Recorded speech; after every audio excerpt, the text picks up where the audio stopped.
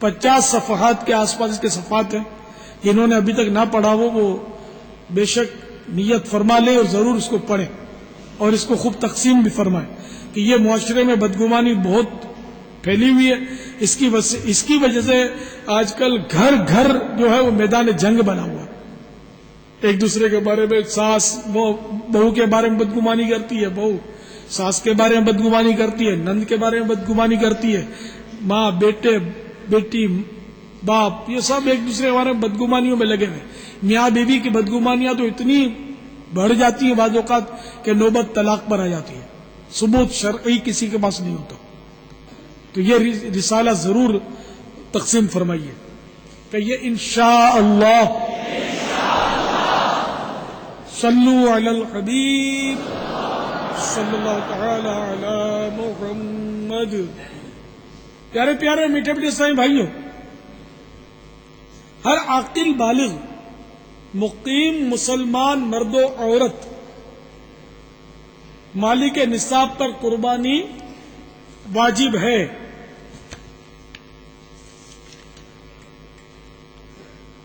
عام طور پر یہ رواج دیکھا ہے کہ پورے گھر کی طرف سے ایک بکرا قربان کر دیا جاتا ہے, حالانکہ صاحب نصاب ہونے کی بنا پر گھر کے کئی افراد پر قربانی واجب ہوتی ہے.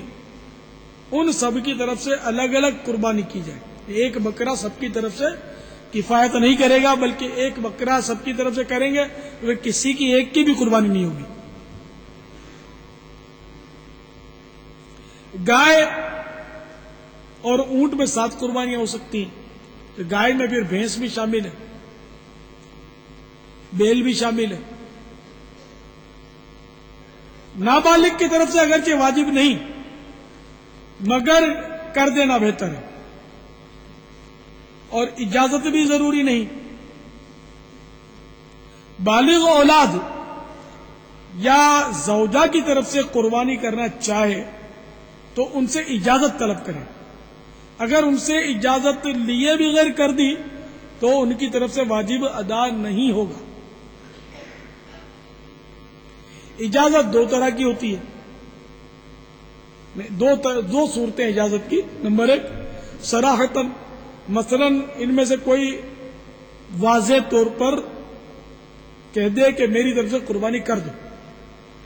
نمبر 2 دلالتاً, یعنی انڈرسٹوڈ ہو. مثلا یہ اپنی زوجہ یا اولاد کی طرف سے قربانی کرتا ہے اور انہیں اس کا علم ہے اور وہ راضی ہے.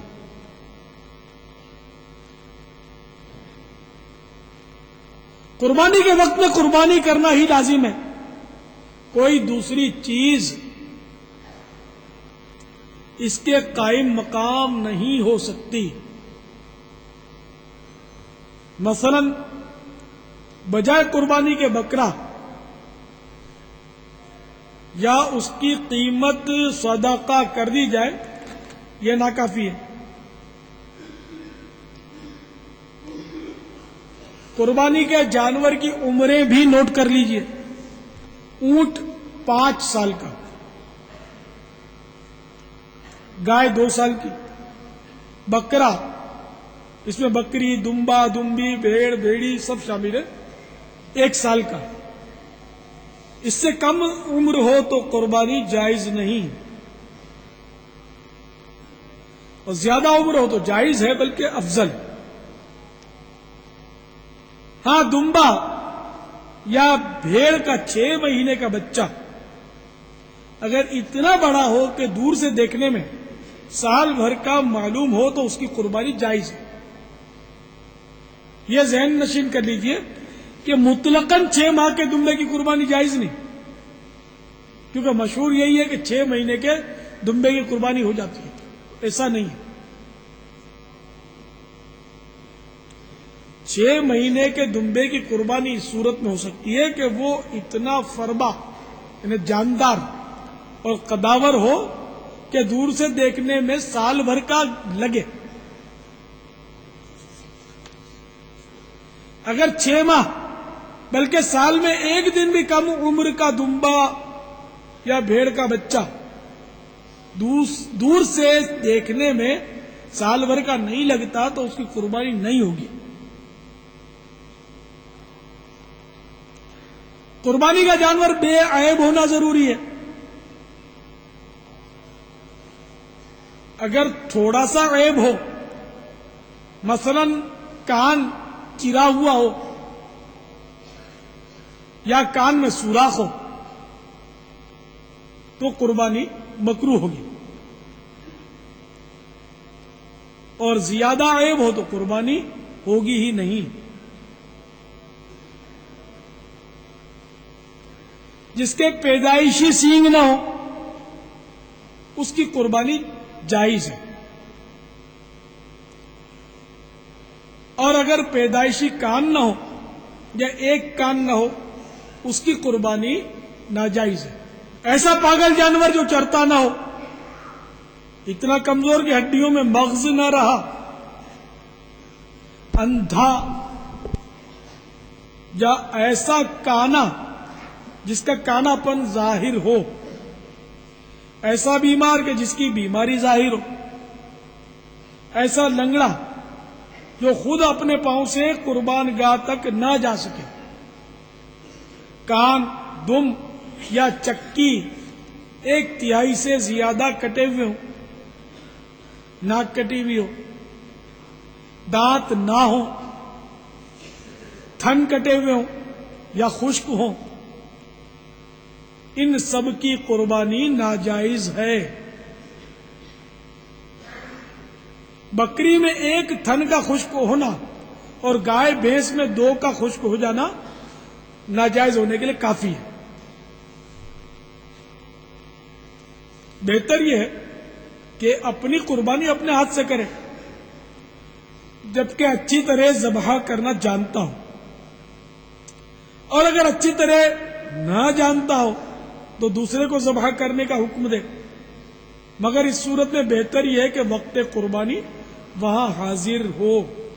قربانی کی اور اس کے پیٹ میں سے زندہ بچہ نکلا تو اسے بھی ذبح کر دے، اور اسے کھایا جا سکتا ہے. اور مرا ہوا بچہ ہو تو اسے پھینک دے کہ مردار ہے.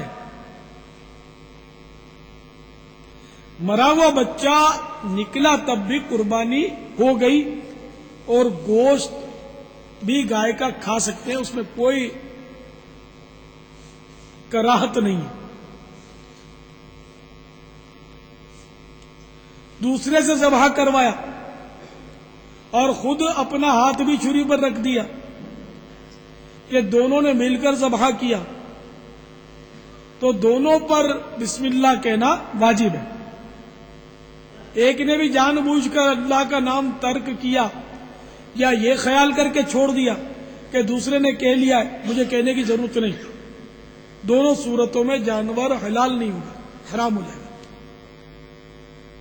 قربانی کا طریقہ، اس میں بہت زیادہ بے احتیاطیاں دیکھی جاتی ہیں. ذہن عام طور پر نہیں ہے سنتوں پر عمل کرنے کا لوگوں کا. اب قربانی یعنی جو جانور ذبح کرنے والے طبقہ جو ہے قصاب، ظاہر ہے وہ عام طور پر اہل علم نہیں ہوتے.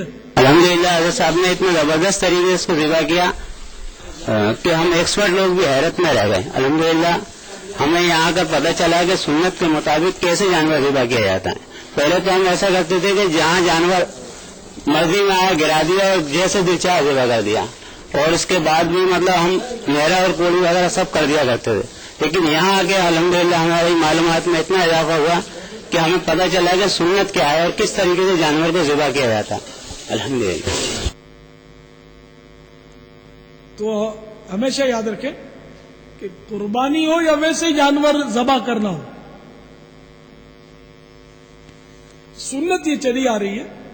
یہ اعلیٰ حضرت رحمت اللہ تعالی علیہ فرما رہے ہیں سنت یہ چلی آ رہی ہے کہ ذبح کرنے والا اور جانور دونوں قبلہ رو ہوں. ہمارے علاقے یعنی پاک و ہند میں قبلہ مغرب میں ہے، اس لیے سر ذبیحہ یعنی جانور کا سر جنوب کی طرف ہونا چاہیے تاکہ جانور بائیں یعنی الٹے پہلو لیٹا ہو اور اس کی پیٹھ مشرق کی طرف ہو،